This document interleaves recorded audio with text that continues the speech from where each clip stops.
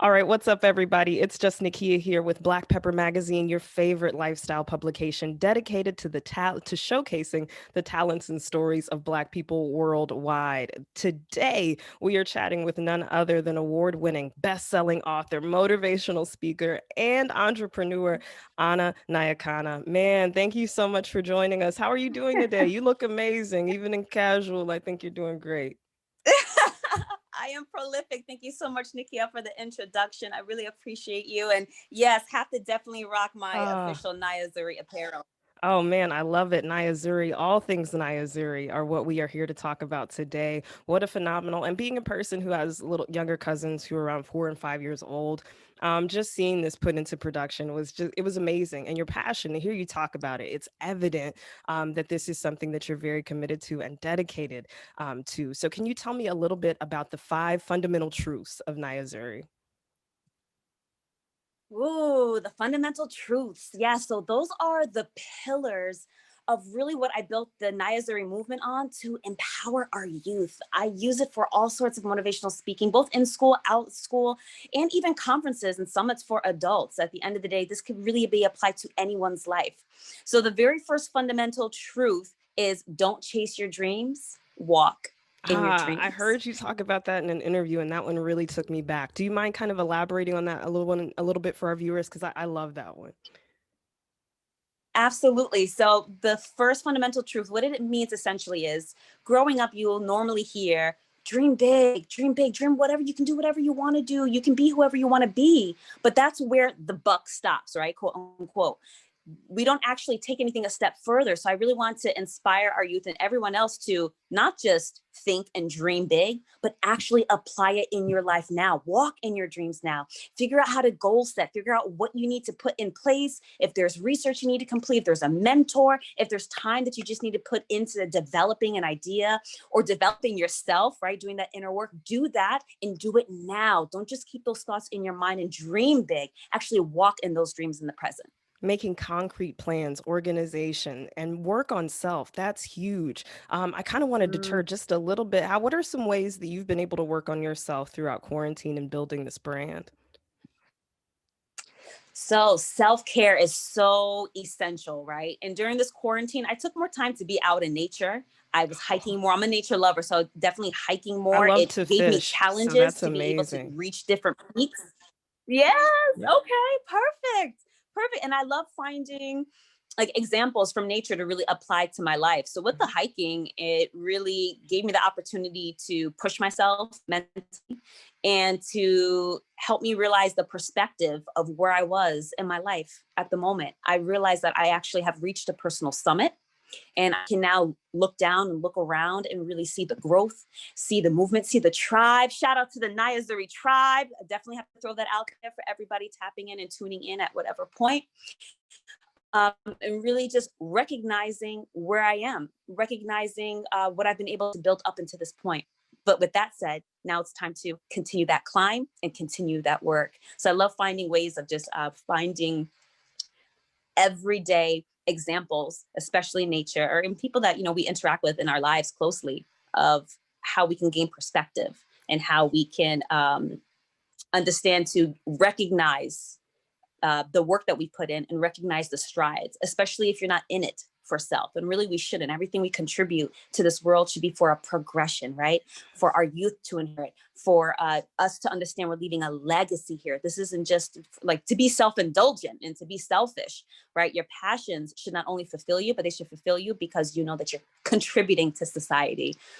So I definitely taking time to be in nature, more meditation because I've had the quote unquote additional time to do so, and just staying well balanced and making more time for those in my circle, but also taking the time to distance myself from those that are actually weighing me down and tapping me of my energy. Sometimes I would be so tapped out and That's I wouldn't realize important. what was going on. It's, oh, I'm overextending here and I'm overextending there because I want a knowledge share and I want to see everyone win and I want to pull everybody up that I can. And I ended up going from having a handful of mentees to having like 13 mentees by this time presently. Wow. And I said, okay, I really have to be mindful. I've built you up. I've given you all the knowledge that I could share. Now it's time for you to apply it. Let's see your growth. Let's see your climb. All right. I put you out of that valley. No one did it for me. And I have to make sure that I'm doing it for others. Now it's time for you, sis, or you, brother, to do that climb for yourself. Right. So just taking that time to also be mindful of who I'm sharing my energy with, who I'm attaching myself in this present season to, and being more mindful of that has been able to give some of that energy back to myself and definitely take care of self more. That's huge. That is huge. Recognizing where you need to just step back and say, okay, this is where I need to take a break, and I'm overexerting myself in some areas. So I definitely love that you shared that. Going through the rest of the fundamental truths, 2 through 5. Number 1, phenomenal. If you wouldn't mind just elaborating on the additional fundamental truths of Niazuri. Absolutely. So, the first one. So the second one is always bet on yourself. Okay. Now's the time to believe in self. Don't worry about others signing up, pre-ordering this, pulling up right away, believing. Listen, most people, it takes time to convince them of an idea, of a product, of a service, of an initiative or project, even if it sounds like, oh, yeah. But then when it's time to actually pull up, they're kind of nowhere to be seen. Now, listen, this shouldn't be something that is discouraging of you. You should actually be betting on yourself first. Once you bet on yourself first, you give yourself a yes, you validate yourself. That's the most important, right? And when you validate yourself, your validation is confirmed. The world will see it. Now you are walking in your purpose. You are starting your path or continuing your path. Now people will want to jump on the bandwagon. They see your purpose. They see that you have validated yourself and it's undeniable. So always bet on yourself. Number 3 is never dim your light. Never dim your light. I feel like this also happens a lot to our young women and young girls. We tend to just want to be in the shadow or be behind someone, right? Especially the In male support counterpart. of, we're going to build you up, right? Right. And we're such nurturers, genetically. We're oh, we don't want to hurt anyone's feelings because they're trying to do the same thing you're trying to do, right? And they have the same ideas that you're having. So you're just not going to go as hard, and you're not going to be as supportive of yourself because you don't want to encroach or step on anybody else's toes. Listen, there is more than enough room at this table. Okay. You should not be dimming your light. You should be radiating full as let us see you shine. Everyone has their own right to their destiny and their journey. Just because someone has maybe something similar, you love music, they want to do music. Now you can't go as hard because they want to collaborate with who you want to collaborate with, or you want to write, or you have a really great product or service, but someone has something similar. So you don't want any competition. Might as well, you'll see them win and you'll be comfortable sitting back. Listen, there is plenty of room at this table. We should all be pulling up a chair for one another. I love that. What makes you think that you should be pulling up that chair for yourself first? Right. Man, right? I love that. That just got me hype. I feel I'm worked up right now. Okay.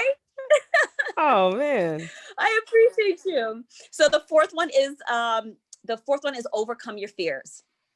Overcome your fears. I've been saying it time and time again. Fear is actually not real. Let me be the first. I've never heard anyone say that before. Fear is not real. It is an emotion that you assign to worry.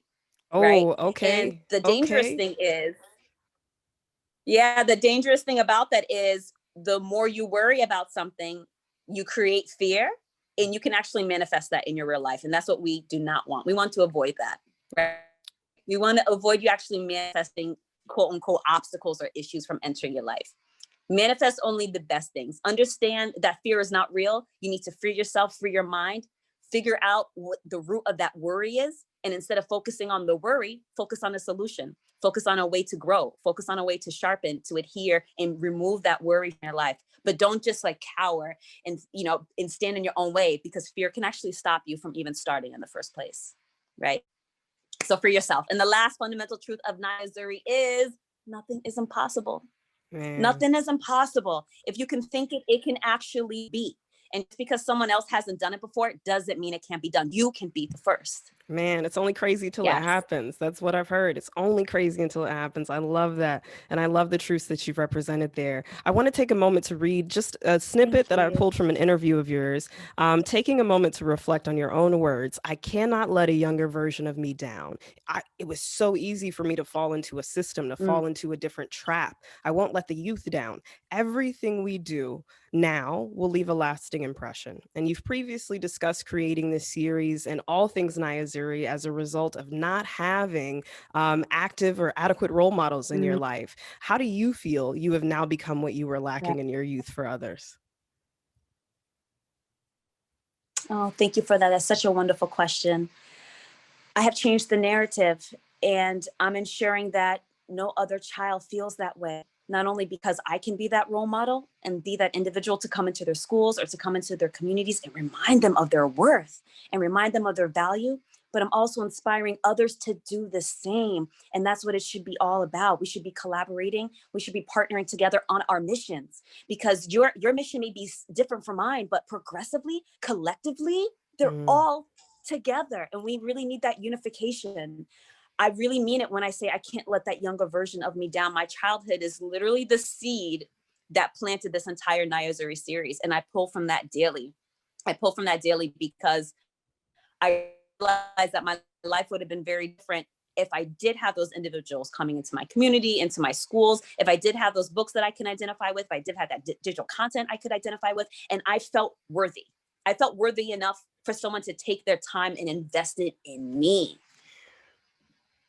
That's powerful. There's no way that I can let any child 2020 and beyond ever feel and question their worth, especially because of the zip code that they're growing up in, because of the lack of resources that they have, or because no one is keeping them in mind. You are not a statistic, young boy or young girl. You are prolific, and I'm going to make sure to reflect that every day for you and instill that in you so you can instill it in yourself and grow. That's amazing. And when you think about reaching out to the youth, and that's exactly where you ought to start. That's where you learn the most. That's where you take in the most. That's where you don't have any preconceived notions about the world. And so to hear you say these things, I know there are going to be children watching, parents watching, people, like just day-to-day people, like I'm going to get up and I'm going to do something better. I'm going to figure out how I can sow my seed. And I'm going to figure out how I can make a difference. How would you define diversity done well in the classroom? Because I'm going to consider you an expert. You are a pro, like amazing. Everything you're doing is so phenomenal. Yeah, I appreciate you. So how would I define diversity done well in the classroom? Ensuring it's actually brought to the forefront, not just in a single month or two, but throughout the entire school year, and that every culture is given the opportunity to be glorified, to be recognized for their truths and their contributions and the fullness of really their glory at the end of the day is essentially what it is. It's not about one culture trumping the other or one culture wanting to be more dominant. It's the fact that we need to recognize, put some respect on our names and everyone else's names. And at the end of the day, ensure that you understand that we all come from the same origin. So if we come from the same source, we are the same, right? I said it in an interview recently. We need to focus on the inward of an individual and not the outward of an individual. If we can teach our children and our youth to do that now, they will be the most incredible leaders of our future. We can ensure that this world is not going to implode, that we are actually going to build a stronger, a healthier, a more conscious society. Consciousness right now has seemed to be sleeping. And with the protesting in the beginning of this year, and with this quarantine and COVID, with the politics, with everything that has come out in between, virtual learning, there's so much pressure right now. But I feel that consciousness is starting to stir. I feel that everyone is starting to understand that we need to support each other and that we're not in this alone. COVID, when it first really hit the US, made me realize that I feel the world is waking up to the fact that we are humankind. This wasn't a singular, isolated incident in a singular country. This was a worldwide pandemic. Never have we actually been as unified than now. So don't slip into the comfortability of what we've known before. Say that. Right? actually take that understanding, which now can start in the classroom, by making sure that diversity is done well. Well, meaning that every culture has the opportunity to be spotlighted for the contributions and for their full glory. Man, telling the Not whole until that truth. happens can diversity in the classroom be done well. Telling the whole truth, not indoctrination, really exposing children and the youth and students at the end of the day to the fullness and the truth of each culture. Man. That right there, it's not even about creating some utopia. It's about creating a standard of understanding. Let's create the standard of understanding each other. I like Let's that. do that. I love That's that. my commitment. The That's my standard of commitment. Yes. understanding. I feel like I need to get that. I want to get, I have a few tattoos. Now I feel like the standard of understanding. That is a wonder. I just I have love several that. too, you know? Yeah, Yeah, absolutely. I Oh, just I love appreciate that. that. The I standard of appreciate it. understanding. And I think if you can get people, especially the youth, to really take hold of that. I can't tell you how many times my little cousins may have a reaction to something and it changes my perspective. It reminds me of maybe an innocence that I forgot or an aura that I felt that I lost. So it's so essential that you feed that energy back into our youth. You've expressed that Niazuri means beautiful purpose. Tell me about the first time you Yes. felt like I encountered this is it. I've encountered my purpose. This is where I'm going. So Niyah Zuri, the book series has been out for 4 years now. It's at its highest momentum that it's ever been at. And I'm so grateful for the work behind it and really the tribe and the support and the movement that it's grown from it. When it was first released, and it was actually first available in Barnes and Noble, I went to a few local Barnes and Nobles to see if it was there. I had requested to see if it could be carried, so on and so forth, doing the work of an independent author. Some had it, some did not. And one in particular was a store in Manchester, Connecticut. And I went into the store and I saw like 5 copies of my book on the shelf. And I picked it up and I flipped it on the back. I flipped it to the front. I looked at the characters. I flipped it on the back again. And what I didn't realize was that there was a little girl walking up like towards me, but the book was blocking her. I was so focused on just that moment of saying, wow, my book is available. Like any child could come in here. Before I even put the book down, the girl saw me, saw the book and was like, you look like her, meaning Niyah Zuri on the cover. And I smiled and I looked down at her and I said, yes, and so do you. And we just had like a common understanding. She must have been like 7 years old. We just had this common understanding of, look at you, look at me, look at this resource that's meant to grow you and give you knowledge and give you self-love and really start implementing these seeds of those fundamentals of Niyah Zuri so you can be empowered young girl and be that heroine in your own life and not play that damsel in distress. It was such a beautiful moment. And it just was the universe really validating my purpose. That is, I can't even imagine. Your first encounter with your work, you're seeing it in stores for the first time. And then within moments, somebody walks up and recognizes exactly what you were shooting for. And there's someone like me here. And I'm meant to be accepted. And now it's not just a moment, it's a movement. And this is meant to apply to my life. And then it shares and it spreads. And oh my goodness, that is amazing. When I think about Niazuri, though, I love everything that you've got going, from the time traveling to the detail to the use of additional and supporting characters. You have 2 children. Do they have a favorite character from the story or works you've produced, or do they have a favorite story, anything that they like to tell their friends about? Oh, my boys are incredible. And I definitely share everything with them. So all the exclusives that I can't even give out during interviews, like they know everything. So I hope they don't start talking to anyone.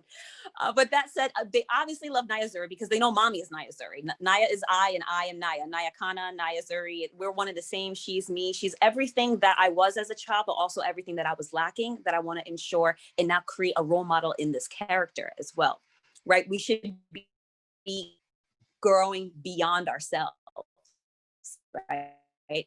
So next generation going a level up level up and a level up and all those layers. Niyah, of course, they love Prince Tut because he's a prince and he has a kingdom and he has all of these advancements and things in the story. Like he was one of the first to have a telescope and he gifted it to a friend from the tribe of the Kush that came to visit him and his father, the Pharaoh, so they can talk about the wars and things that were going on between their people that they need to settle. So he gives this telescope. It's like, oh, well, what's this telescope? Let's make a telescope. Like Tut just has all these cool things and all these resources, right? Because of the richness of Kemet of Egypt at that time. So they love that. And of course they love the twins. Like Miguel and Hugo Gonzales, they're incredible. And I love that you brought this up because I don't have a chance to really speak about them too much in interviews.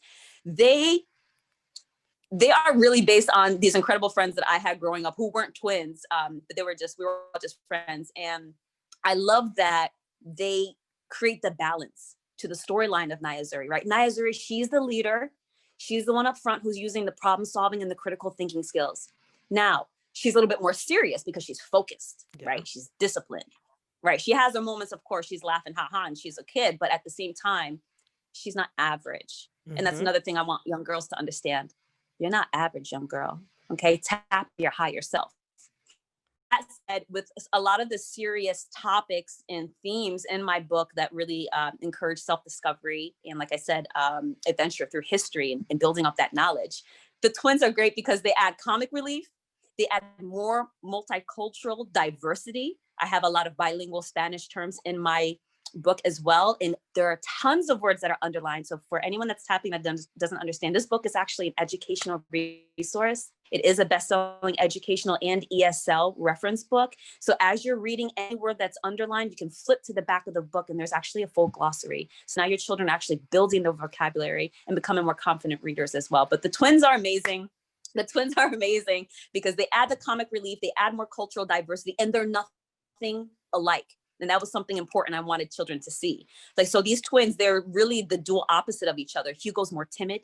He's more shy. He's more fearful, right? Hesitant. Miguel is more confident. He's more cool. He's more suave. He's more committed to taking a chance on life. They're complete opposites, right. But it shows that duality. And I wanted to really establish them that way because throughout the series, the twins actually evolve. They don't stay the same. So in the second book that I'm halfway done with completing, I had to pivot. I'm excited. Really with all oh, thank you. I'm so excited as well. And that second book is called Niazuri and the Mayan Eclipse. They go back to ancient Maya. And really, I want to spotlight Hugo for a minute because he evolves without giving away too much. He actually becomes more confident from the adventures and the experiences in the first book. He's now ready for adventure. He's prepared. He's not as timid. Niyah hasn't spoken, and the experiences that they went through caused growth. So what a great way to show our children and our youth that they can develop, they can evolve. If there's something that they want to build within themselves, it can be done. Take the time to do that inner work and to challenge yourself and get uncomfortable, right? Comfortability doesn't stimulate growth. Uncomfortability stimulates growth. Because now you are in an amazing position to try something new, to learn something new, and then to apply that knowledge. That is uncomfortability. That is something that you've never done before. That is growth. That is sharpening. That is progression. And that is being purposeful in the Niazuri way. So shout out to the Gonzales twins, because without them and really supporting Niyah, she couldn't be that leader. You can't be a leader if there's no one to lead. Man, and to learn something new, to try it and apply it. I love that. And you really have an opportunity to do all of the above in this series. I'm so excited for the second book. You've mentioned in some previous interviews also that you're working on a cartoon series. So what can we expect from the Niazuri cartoon series from which, if I can give you a word of praise, your one-woman production team. Like, come on, somebody. I just want to, like, from a person who does so much by themselves, that is amazing. You. I appreciate you. Thank you so much. Yes, Niazuri Studios is the flagship creating Adventures with Niazuri, which I am soon to be pitching to networks, secretly pitching already, but soon to be publicly pitching to networks. And it is incredible because I'm taking the books and I'm really transforming them to digital content. So now children are going to go from seeing themselves and reading about themselves and hearing their lingo and the way that they talk and their expressions in a book and seeing it in front of them on a screen. And what an incredible time right now with COVID and all our virtual learners and our teachers and schools really needing quality educational content. that's where Adventures with Niazuri is going to come through, because it's not going to be something that's just entertaining and dulling your child's mind as you plop them in front of the TV and they're, like just stimulated by all these sounds and all these images. No, they're actually going to become explorers. They're going to have adventure with Niazuri and the twins. They're going to be world traveling. There's going to be vocabulary. There's going to be extra themes and things to really highlight and also motivate your kids and inspire them to then create those adventures in their own lives. They're learning. This will be an educational resource. And once again, we can set that standard of understanding that our culture is worth learning and our culture is worth exploring and having on that screen. So I'm super excited for the cartoon. It's been a dream of mine for now a couple of years. And I decided to bet on myself and create the teaser. And like I said, I'm going to be pitching soon, like in the next month or two. COVID's not going to stop me. This has to continue to transform the world. And of course, I'll be branching out into so many other things, so many other shows and apps and services and really just being on the movement to become that Niazuri empire.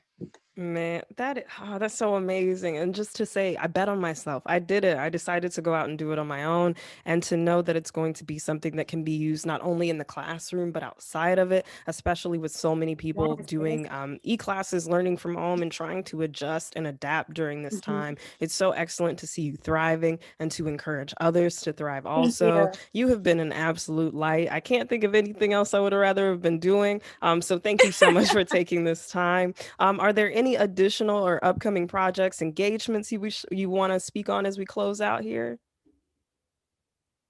I have a lot of top secret projects and initiatives and engagements and things I can't exclusively drop at this moment. So I will say, just follow me, join the tribe. Like I said, you are officially part of the, so welcome to the Niazuri tribe and everybody that's tapping in.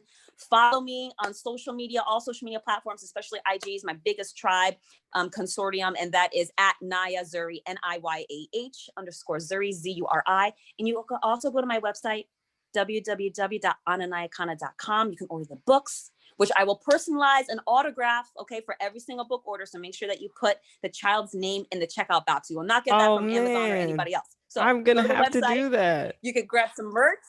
Yes, grab some merch for the kids, for yourself. I have everything, something for everyone. And I have free resources for parents and teachers. You could just print all sorts of downloadable things for your kids. So if it's like a coloring page, if you want to jumpstart your own book club, I have everything in there for you to even host your own writer's workshop. It's all accessible to you for the people. Download. There's no excuse to not continue that education and inspiration at home. Man, no excuses. That is the motivation we're taking into 2021 as we close out this year. It's just Nakia. Thank you guys for bearing with me as I have been under the weather. Thank you again for rescheduling. We know this was actually supposed to happen a day before.